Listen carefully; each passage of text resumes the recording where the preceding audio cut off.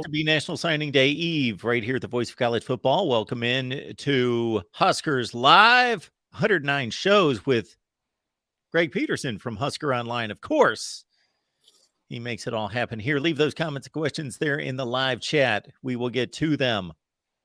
Greg, what's going on tonight?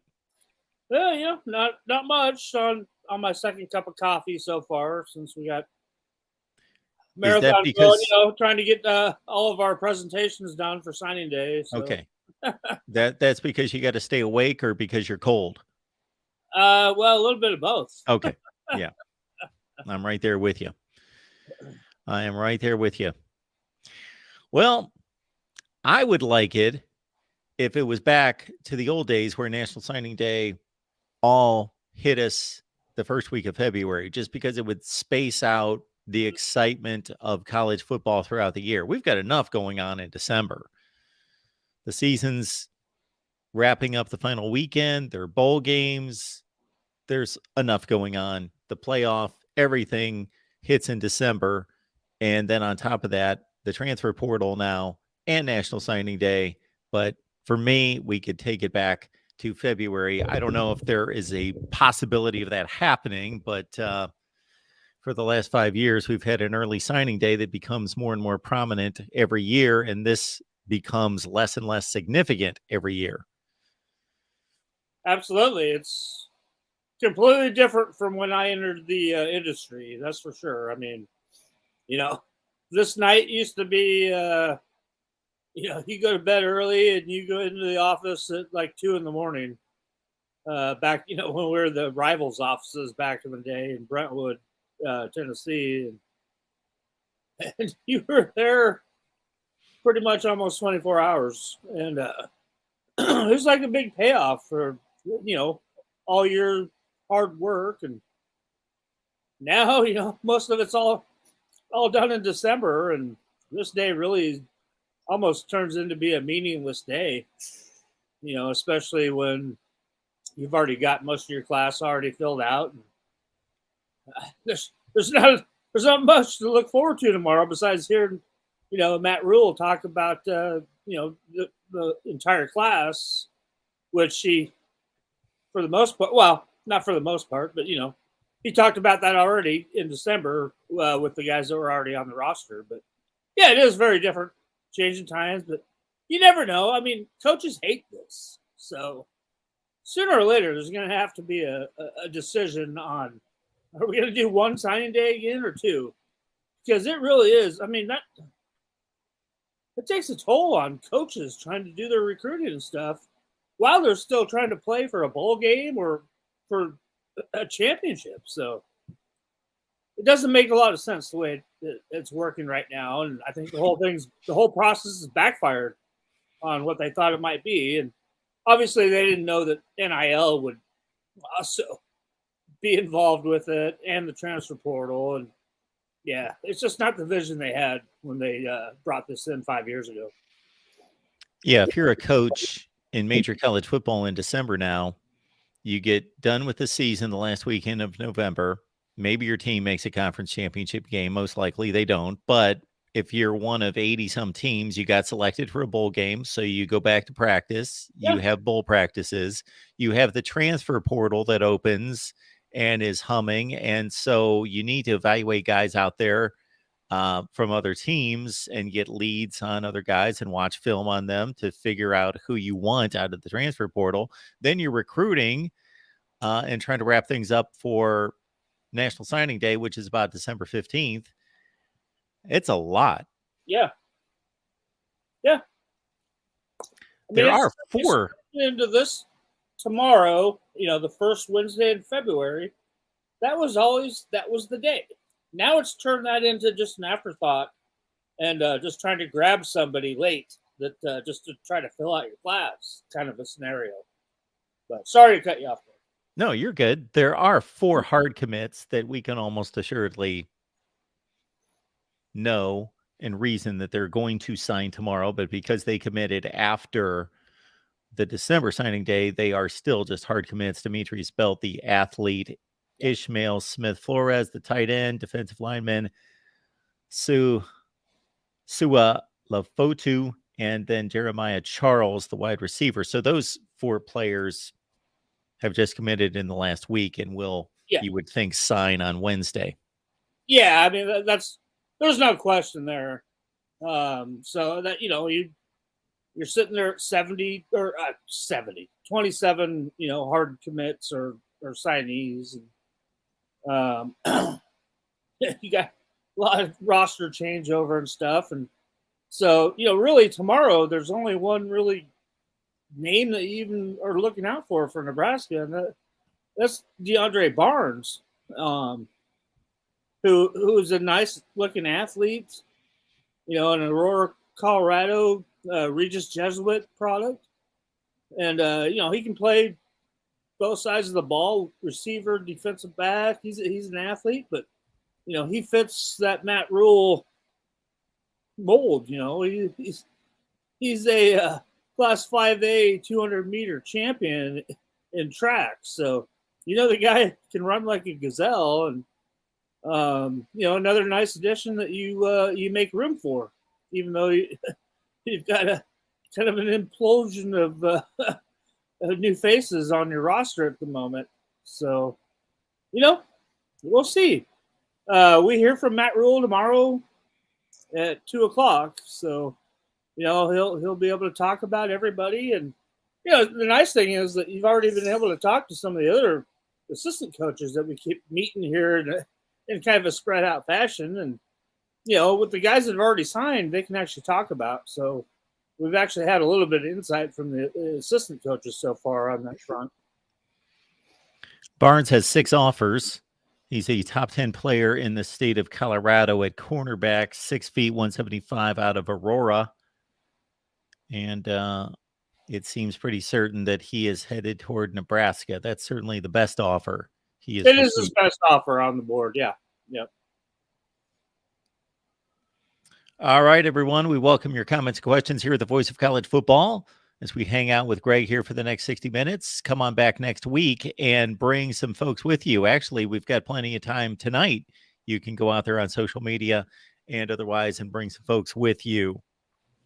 I noticed this one that going from the high school level all the way jumping to the NFL level, that there are 2 Huskers on the Philadelphia Eagles Super Bowl team. Cam Jurgens and Jack Stoll, who caught 11 passes this year for 123 yards. You know what? I should have put on my beef jerky hat for tonight. Oh, yeah. Darn it. I forgot all about that. But, hey, I mean, Cam Jurgens, every Husker fan knows that, he was a stud, and, from high school as a high school tight end / H-back / defensive end / linebacker. Scott Frost, to Scott Frost's credit, said, you're not going to play tight end, you're going to play center, and you're going to have a long NFL career. And it's pretty much started with a bang. He left a year early, and he's made the most of it, And Jack Stoll, he's now developed a little bit of a role with the Eagles as well. And, like I think we mentioned quickly last week that, Nebraska's had a nice run of tight ends going into the NFL in the last, 3 or 4 starting tight ends. And you got Travis Vokolek, who most obviously will be drafted, I think, as well in this year's draft. So, yeah, it's kind of nice to see some of those former Huskers get a chance to go play for, the biggest prize in the game. William Adair's telling us that 3 former Huskers for the Eagles, 1 for the Chiefs. I came up with those 2 on the Philadelphia side, and I did not see anybody on the Chiefs roster. I'll have to go back through, look at that. Who am I missing? Anybody, folks out there? Yeah, I can't think of anybody. Okay, unless it's DiCaprio, or DiCaprio Boodle, isn't he on the Chiefs roster? Is he? Might be. Well, just off the top of my head, I'm not a Chiefs fan. I know most people around here are, but I'm diehard Bears fan. I don't pay attention to the Chiefs roster.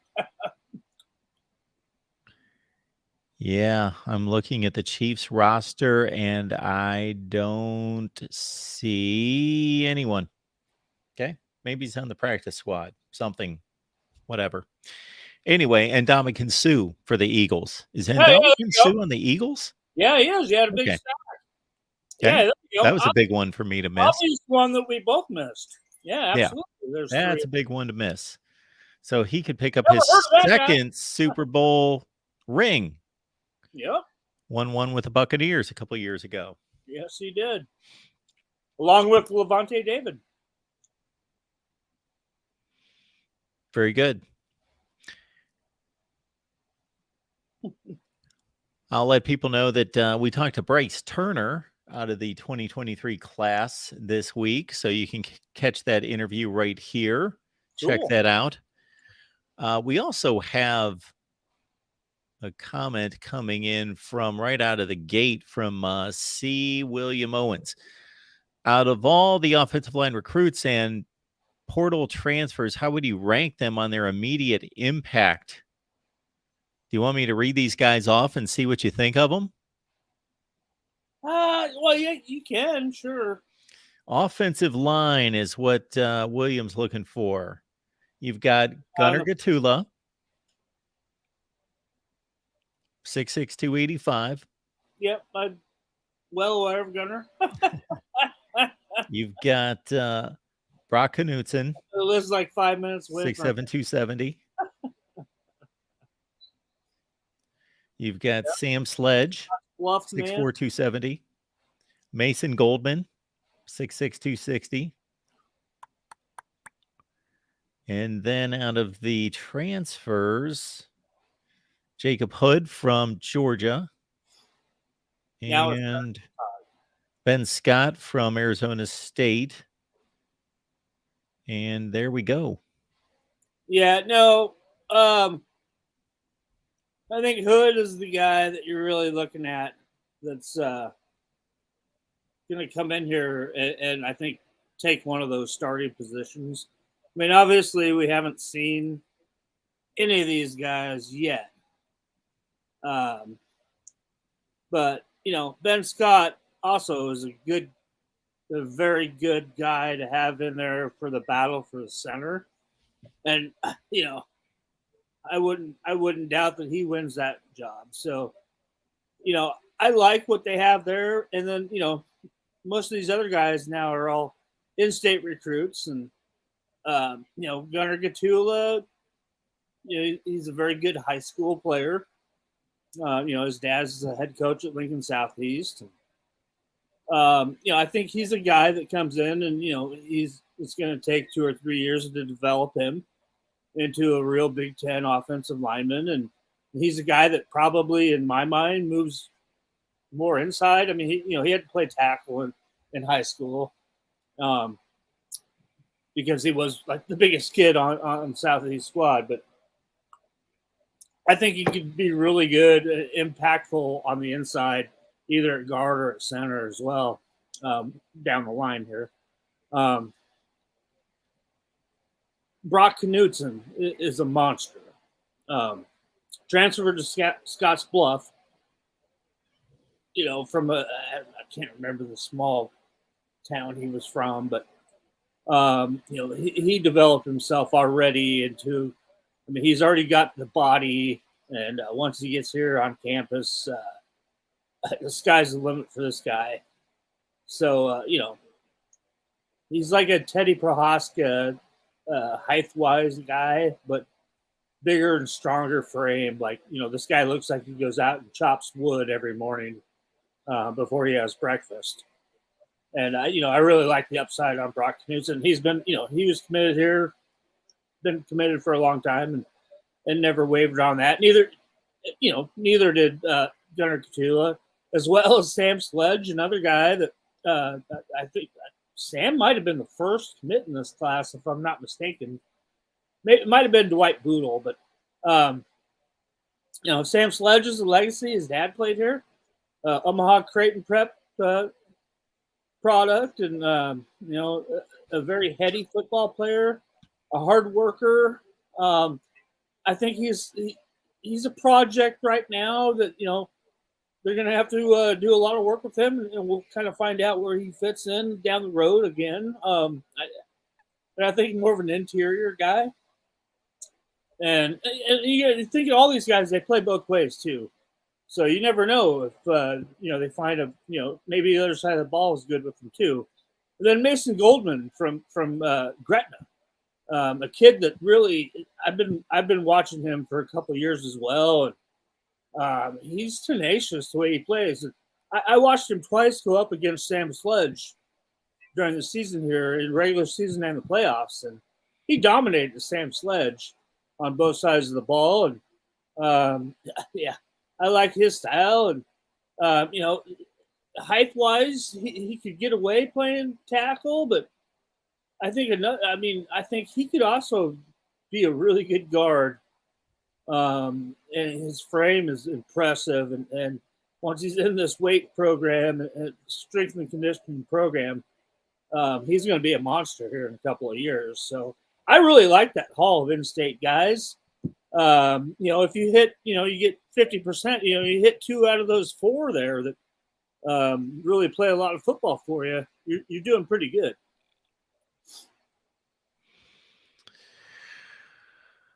Bone-led, corn-fed. He's excited about watching Billy Kemp and Eric Gilbert on the field at the same time, threatening the defense. Absolutely. Billy Kemp put up some impressive stats in the ACC. Yeah, I mean, he leads a lot of career stat categories, if I'm not mistaken, from Virginia. He's been one of their more prolific guys in that school's history. So, you couple him with a former 5-star big tight end that is extremely athletic. I like where he's going with that. Absolutely.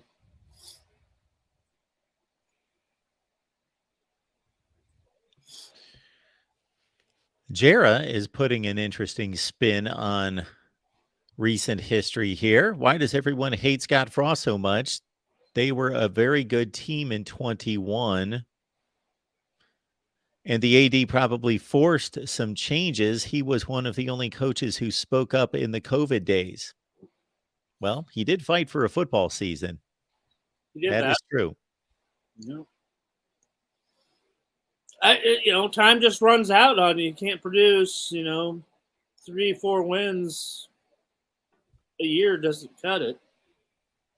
And obviously, there was very competitive in his last couple of years, and a lot of things just didn't go their way.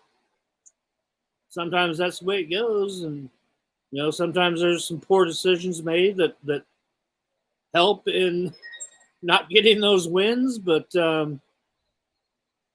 he knew what he was up against, and he didn't produce, and we've all moved on. Absolutely. Yeah, hopefully there aren't too many people out there that hate him. I don't think there are. I think that's a pretty harsh statement there. I think everybody wishes him well. I mean, the rumors Scott Frost going to Alabama is the OC. So wouldn't that be interesting? Well, that worked well at Oregon and UCF for him. So that might be a good place for him to get his feet back under him and go to the often described Nick Saban,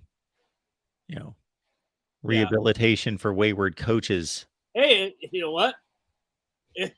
It's a pretty good program. Yes, it is.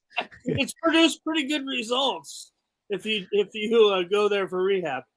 But I think the better way to put that is too that I think everybody, and I know everybody wanted Scott Frost to succeed here, and unfortunately, it didn't happen.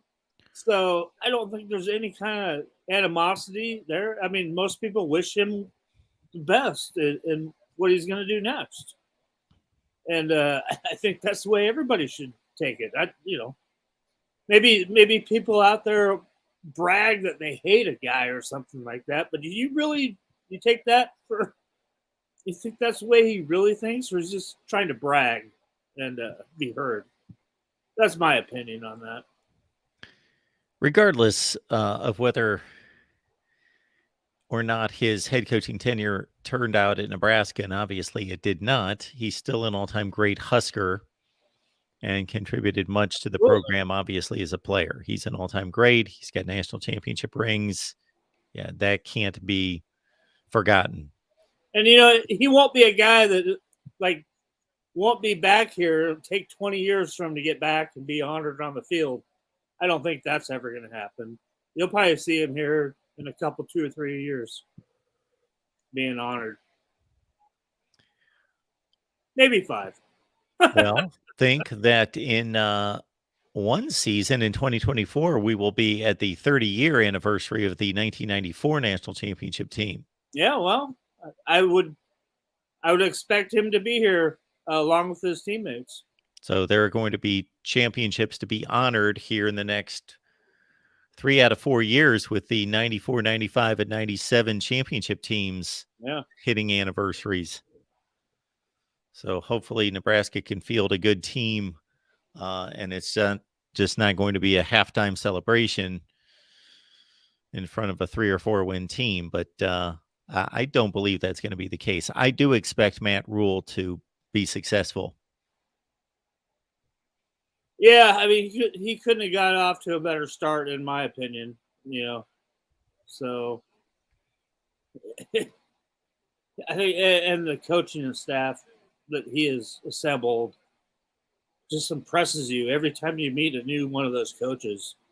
Just very, very impressive guys, and high energy and very competitive. So they can't all of them owe everything to Coach Rule. That's the thing that always sticks out too. So yeah, I think Nebraska's in a pretty good situation here with Matt Rule, and can't wait to see. Can't wait to hear what he has to say tomorrow. Benjamin, thank you so much for the contribution. We appreciate that. Benjamin says, listening to the show last offseason had me excited. It was supposed to be the year. I'm getting excited again. Hopefully this Rule Kool-Aid is better. Hey, I'm always excited every year for something better. So I can't contain myself there. Yeah, I think it's going to be an intriguing year in the Big Ten Western Division with Matt Rule and Luke Fickell and another competitive race. I don't see anybody separating from the pack, and I think it's going to be similar to what we just saw this past season, and hopefully a little bit better in terms of quality, but 4 or 5 teams in the mix, with Minnesota still a good ball team, and what Brad Bielema is doing at Illinois, and a 4 or 5 team race. And probably the last chance Nebraska ever has to capture a West crown. Yeah. With Hollywood moving in here and things getting all changed up. So. Yep. It's probably starting in 2024, just going to be a 1 through 16 deal, all one conference, no divisions, and 1 versus 2 place in the conference championship game. Yep. So all in. Alan would like a breakdown of the defensive line, and we will remind you, Alan, and everyone else, as we did last year and probably the year before, as we're sitting on 108 shows. So let's see, there we have passed the 2-year mark. But as we get close to spring football, we will go through all the position units and break them down. But Alan wants a look at the defensive line. Well, yeah, and Alan, we do have some returning guys on there. Are you asking about the recruits that we haven't got to see in person yet? But I just take both of them, and say that, we'll start with the guys that are returning. You got a Ty Robinson that's played a heck of a lot of football and has already earned the praise of Matt Rule already. Has looked up as a leader, and you still got Nash Hutmacher coming back, who started to learn how to play Big Ten football last season. And then you start thinking about the additions they've made, and they've added a lot of potential impact guys on the edge, which is what I really like. Now, we really don't know right now what they are going to do up front. We just met Terrence Knighton pot roast yesterday, the defensive line coach, and we hadn't had a chance to talk to him yet, and he was asked that question, and he said he doesn't know yet because they have not decided exactly how they want these guys to fit in that they're bringing in. So it's going to be a work in progress, and and pot roast. Coach Knighton said, he likes it that way right now because, their opponents are at a disadvantage right now, but kind of how they're going to decide on what they're going to do up front on that defensive line. So we'll see. But I do like the additions that they brought in. They've brought in a lot of athletes that, like I said, could be impact guys. So it just makes it all more exciting. You're just waiting for spring ball to start so you can kind of see what they start doing and putting these puzzle pieces together, because like I just said, they don't really know yet themselves. Yes, everyone that's commenting in the live chat, it's a game at Minnesota, Big Ten, another Big Ten opener for a third consecutive year, starting in conference. Illinois 2 years ago, Northwestern last year, Minnesota on the docket on a Thursday night. So I would expect that to be a Fox game. Nebraska again for a third consecutive season, not just playing a conference game, but playing a nationally televised game. And when I say nationally televised, they're all nationally televised. I get that. But I mean, it's going to be pretty exclusive. Like that's the only game being, there's going to be one or two other games on a Thursday night, but it's going to be pretty exclusive. No warm up in terms of a primetime window. Yep. No warm up. You get right out of the gate with a game that matters. So, yeah. I think every Big Ten school, anybody will tell you that the Big Ten scheduling is not fair. I think every single school would agree with that. But you got to play them when they schedule them for you. But so you're saying the one thing though about that is that everybody, at least in the Nebraska media corps, loves it because you go to Minnesota in August instead of going there in December. So it's a win-win. No doubt. If you can take that trip in August, and it should be a beautiful night. Minneapolis is beautiful that time of year. Absolutely. Absolutely. All right, folks. Again, National Signing Day won't have too much activity, but Matt Rule is meeting with the media. So what time is that? 2:00 Central Time. And it's kind of interesting. So everything usually always goes on the 6th floor of the press box in Memorial Stadium. And, they have their little podium there with the backdrop. And so there's one if I'm on the podium, to the immediate left, there's like 3 rows of seats for the media. And then you swing around to the other side, and there's like 3 rows of seats for the media. And that's where all the print guys and they all sit. And then in the middle is where all of us TV people are. With we have our cameras all set up on tripods, and there's a row of some of us sitting down with our tripod down lower, and that's the way it's always been. And they came in.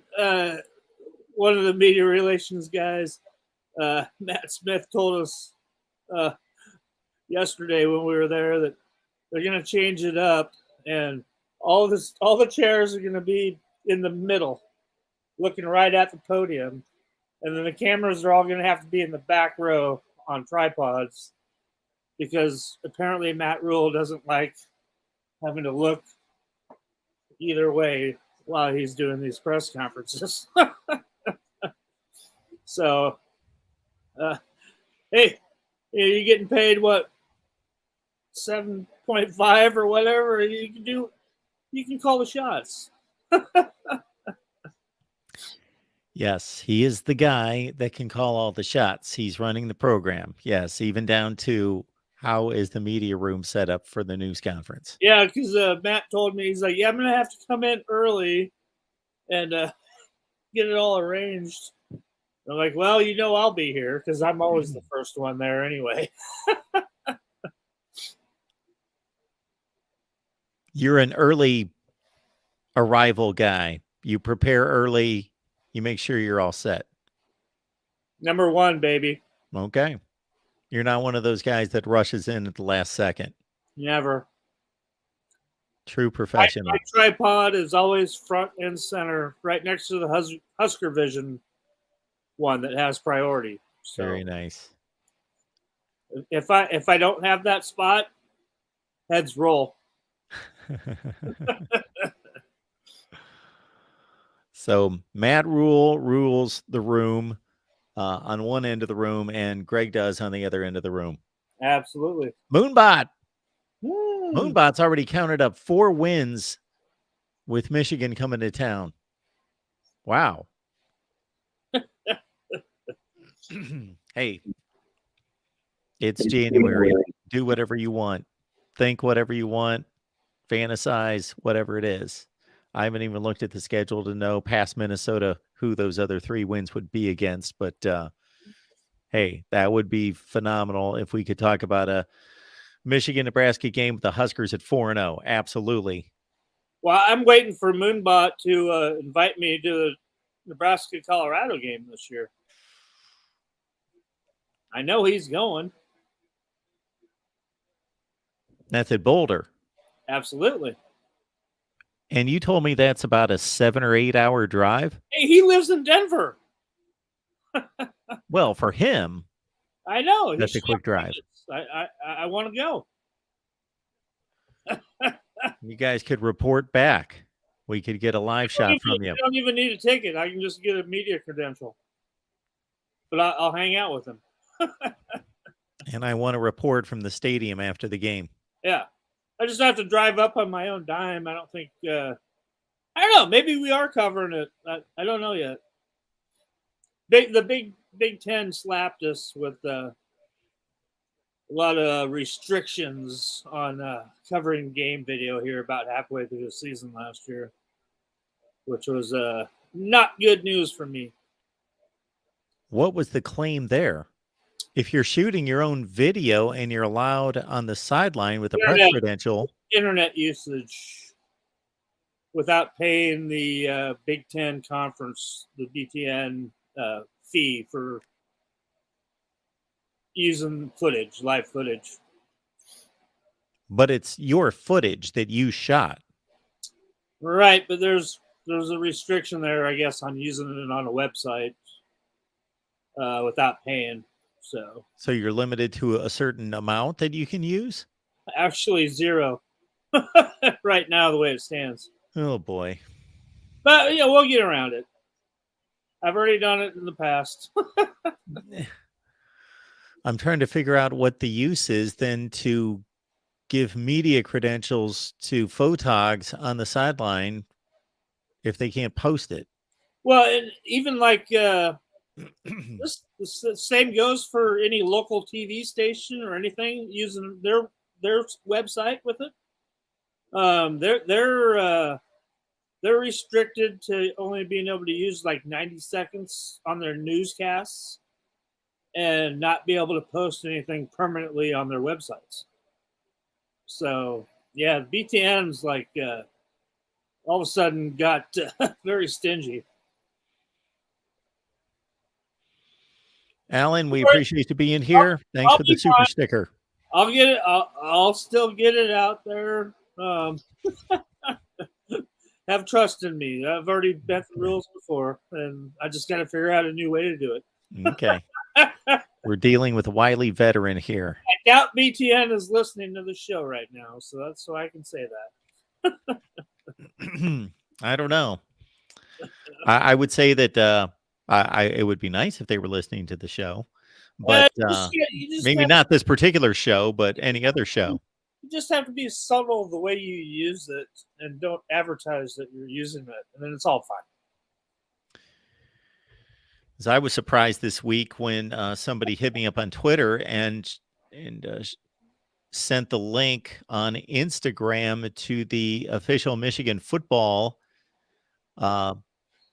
Instagram account that's got like 600,000 subscribers and followers on Instagram. And they said, you may want to listen to this. And it was a hype video for this season. And the first voice out of the box after that was a bunch of Michigan radio network guys and ESPN and Fox guys. But the first voice on the Michigan hype video, do you want to take a guess? Kevin Warren.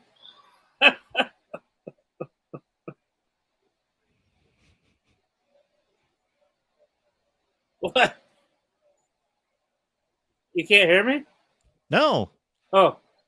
You're looking at him. Oh, you. Okay. That's why somebody sent it to me. They said, you want to listen? You'll want to listen to this. Oh, really? Okay. Okay. Now I get it. All right. It was some type of Michigan hype video about their running backs. And I made some kind of comment about the Michigan running back room, and they put that the very first thing at the top of the hype video. Good for you. I had the same thing happen last season with an Oregon video. Really? Yeah. Well, you are the voice of college football for a reason. Well, it would be nice if they maybe at least tagged me. I don't expect to get paid or anything like that, but the exposure is phenomenal. If they would actually like tag me on, I agree. On it, would be good. Maybe you should call your attorney and see what your options are. No, congrats though. That's great. I appreciate it, but it made me think of it because if you can copyright things like that, can I copyright what I say? Yeah, well, it's just like me, they're in the end zone as a touchdown gets scored right in front of me, and they show me on national television. Don't I have a right for some of that?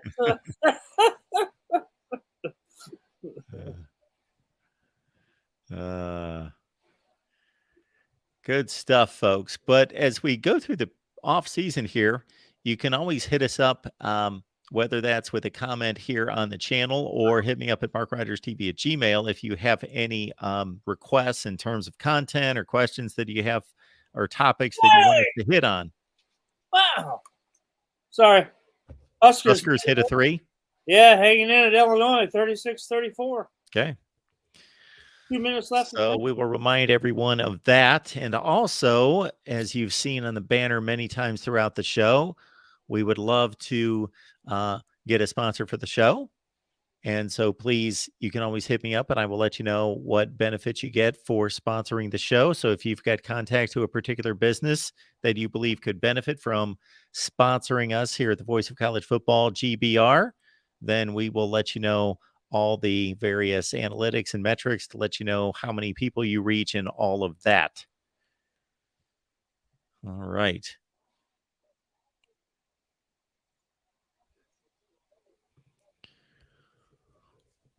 Well, with that, unless anybody's got any other comments or questions, we will just tee it up for National Signing Day. I'm going to break in at any point that there are updates to be given. News. news.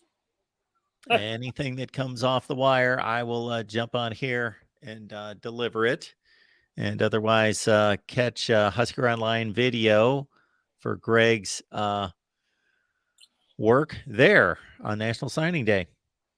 Is there anything else besides Matt Rule reviewing the class, do you think, that he is going to be, not necessarily that he's going to want to talk about, but the media is going to ask him about?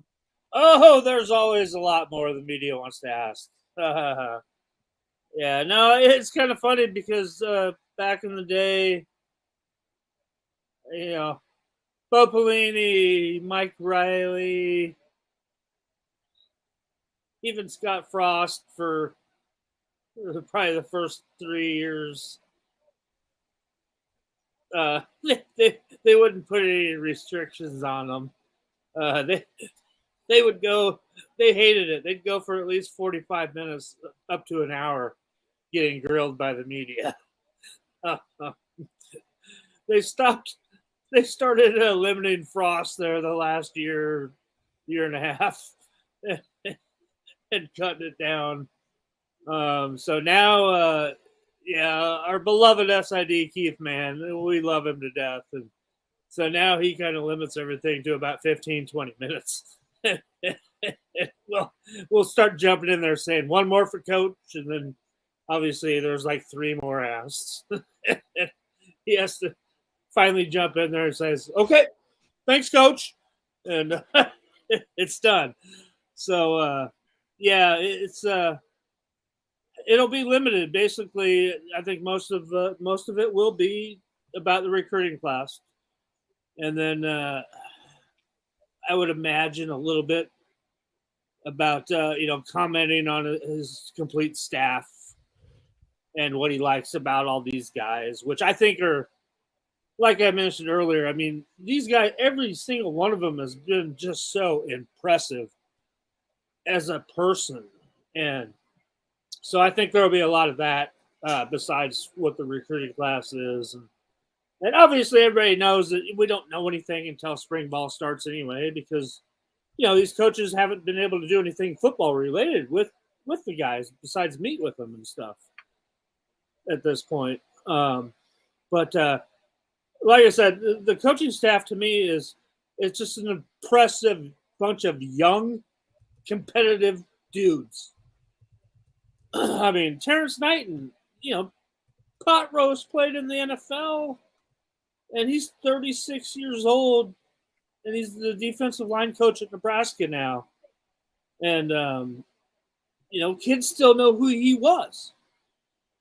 And a lot of these coaches are all that same age, and they connect to these kids so much. And it is just a very aggressive, competitive group of guys that are out there recruiting and building relationships.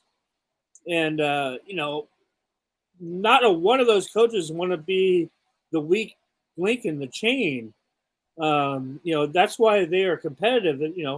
They are trying to outdo the other guy when it comes to recruiting, and when it comes to managing his room. And it's really, really cool to see that they are a complete cohesive team and not just coaches that are out there for themselves, kind of trying to better their career. We were just about to shut it down, but people chime in with some questions, so of course we're going to hang around. So we got Dalton here. I think people just throw these out because they don't want the show to end. So we do appreciate that. So Dalton says, who do you think the starting quarterback will be? I'm going to go on record as saying I think Casey Thompson's a better quarterback than Jeff Sims. Right now, going into the spring, I would agree with that. They're both two different style of quarterbacks as well. And, that's going to have a lot to do with things, obviously. Because they both started at a high level and played a lot of football for Power 5 programs already.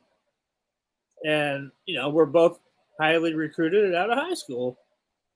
But they are obviously two different types of quarterbacks. And, we're just going to have to see how this offense develops. I mean, obviously, you're changing schemes on offense compared to what they have been doing. And it's going to be a more run heavy offense, obviously, which I think obviously Jeff Sims, that benefits him. But Casey Thompson, as a guy that's not a huge stature quarterback, means that, if they're going to be more run heavy, I think that is favorable for Casey Thompson and being able to stay durable and be available all season because, if you got an offensive line that's concentrating on run blocking and moving guys downfield, you're not putting Casey Thompson at risk and getting murdered like he did last year when he was out there as well. So, I mean, the quarterback position obviously is going to be intriguing to see how this plays out during the spring. And I suspect that we won't know, even when spring ball's over, who's going to be the number one clear-cut guy going into fall camp. I would think that when you have two quarterbacks who have different strengths, and especially if you're talking about running and that aspect of the game being the strength of one of the two guys, that you already have it in your head to a certain extent if you're an offensive coordinator or head coach. I would love my offense to be this. And because it's going to be this, and these are going to be the various components, and this is going to be the approach, then a running quarterback, a guy that can get out of trouble and hurt the defense and threaten the defense is always a plus. Mm-hmm. But it's more of a plus in certain schemes than other schemes. Some it's a minimal advantage. In others, it's huge. So it all depends on what your offensive approach is as to how much that's going to lean toward Jeff Sims. Absolutely. But you know what? That's too bad. That's a really rough problem to have right now, right? Going into the season when you have options like that. Well, it's certainly a better situation than when they hit, let's see, it must have been after the Purdue game because Casey Thompson lit it up against Purdue. It was the next game when he got hurt. I think it was the Illinois game. And then for the next 3 games, he's on the shelf and their offense just went. Yeah, exactly. Yeah. Now you bring in a quarterback. Let's say Casey Thompson keeps the starting job. You got Jeff Sims. Well, he's operated offenses in big games against good teams in the ACC. So you're not going to see just this sudden downturn where you can't even move the ball. Yeah, and you still have Chubba Purdy there as well at your disposal. So, kind of a mixture of those two guys.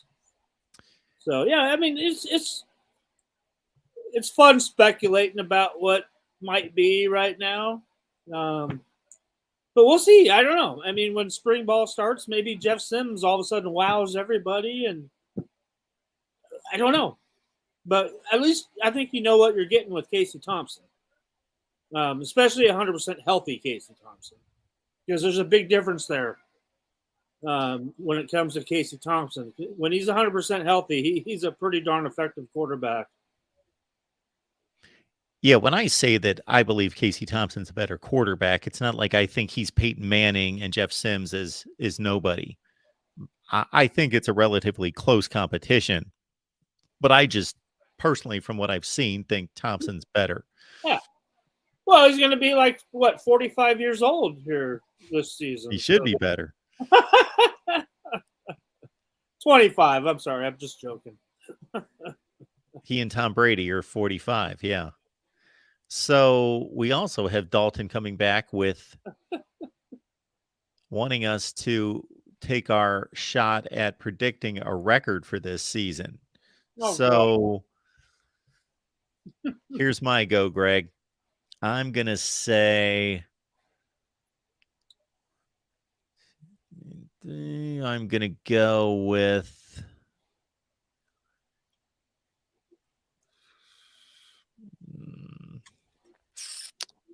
I'm going 5-7. I would There's the first 6. Mm-hmm.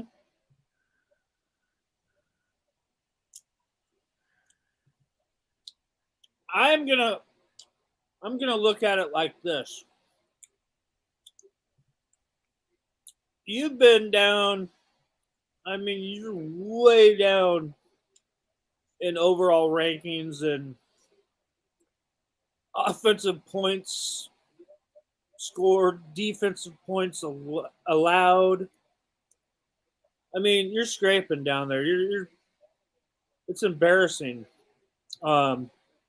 If you can get that a little bit better, I don't know, move up 20, 30 spots from the cellar, I think you can squeak out 6 wins, which I think right there you're showing a positive path. And, you get to a bowl game, who cares what level it is, but we sound like a broken record, but this fan base deserves to get to a bowl game, the players, the team, everybody involved. And I think, because you can't expect, could it happen that there's a complete turnaround? Sure. Is it likely? No. But you get 6 wins right there, and don't lose a bunch of bad games to teams that you should beat. I don't see any reason why you make it to a bowl game with 6 wins and maybe be a 7-win team. I don't know, but I'm always optimistic at this time of the year, Mark. You know that. So TCU went from 5-7 to a college football playoff appearance. Right. See, Washington went from 4-8 to 10-2. So right. It can be done. Right. Is it likely? No, but no, it's not likely. But I think where you're drawing the line is exactly where I draw the line. So if Matt Rule's a good football coach. Regardless, I'm not guaranteeing that he's going to be a success at Nebraska, but I know that he's a good football coach. So let's say they really have a rough year in terms of wins and losses. Let's say they have a year like they did 2 years ago where they're really competitive, but they just don't get over the hump. Well, it's a first-year head coach, and there needs to be a lot of patience there. So if let's say they go 4-8, not saying that they will go 4-8, but I'm just throwing it out there. Unless I see some really red flags, I'm not going to be concerned about Matt Rule at all. I'm going to say it was a first year. Yeah. It takes time to overhaul the program, get it where you want it, make all those changes. The players have to get acclimated to a new coaching staff, all of that. But I do agree with Greg that 6-6 would be a great place to hit, to at least get to 6-6, get back to a bowl game. That just feels right. That feels like, okay, we got to 500 or a winning record at 7-5, or got to a winning record with a bowl win at 7-6. That just feels like that would be, man, that's a step in the right direction. Yeah. I mean, that's what we've been wanting here for the last 8 years, 9, 10 years. Oh my goodness. Now, I will say that the way I look at things goes beyond just the record. So they could go 6-6 and get blown out by Michigan, fill in the blank, whomever. Sure. Or they could go 6-6 and maybe only get blown out once, and the other 5 losses are really competitive losses. And I would come away more impressed with that 6-6 than another 6-6 where you just beat everyone you're supposed to beat, and you showed that you're not even close to those other 6 teams. That gap of teams that you supposedly should beat, it comes down each and every year. With the way that the league is developed, and you're not getting 4 cupcakes every to start the season every year anymore because you got conference games right out of the gate. So, yeah. All right, folks. Like any of those, I mean, if you're looking at a team that's rebuilding again, look at that whole bottom part of that schedule. I mean, maybe throw Northwestern out, but that's not really that's not a good looking way to end your regular season. I mean, even Maryland, they won 9 games like 2 years in a row. You can't even think of them as a pushover. I mean, look at that. That's yeah. You don't have any chance. You don't have any leeway to screw up. For your final 6 games of the season. Seriously. Yeah, in the first 6 at Minnesota, they went 9-4. Colorado's a complete wild card, but of course they were awful last year. But they're going to get a complete facelift. I mean, you want to say that you can win those 3 games, but it is still at Colorado. It's Boulder. It's a rivalry game. Those fans aren't going to let anybody forget how much that game means. Yeah. And those fans are going to be hyped up to have a new coach with a new attitude, attitude, everything. Yeah. But they should win those 3 middle games after Minnesota. And they can certainly beat Minnesota. That's not we don't unthinkable. But they'll be an underdog. At least you know what you get with Minnesota. You know they're going to be well coached and ready to go. So hopefully we get them while before it's cold like it is, and they're not ready yet, and we catch them by surprise. All right, folks, we appreciate you being here at Huskers Live every Tuesday night. Making on back next Tuesday. Bring a friend or 2 or 50 with you. Let's go toward the 50 mark. Get out there on social media. Let people know that we're here talking college football with all of you each and every Tuesday night. So let people know. Also, again, follow Greg's work on Husker Online Video. Get on over there. And, of course, National Signing Day on Wednesday. Not a whole lot to talk about there. But I will pop in on the main channel throughout the day when there is news to talk about. Greg, 109 shows. Appreciate you being here, man. Love it. You know that.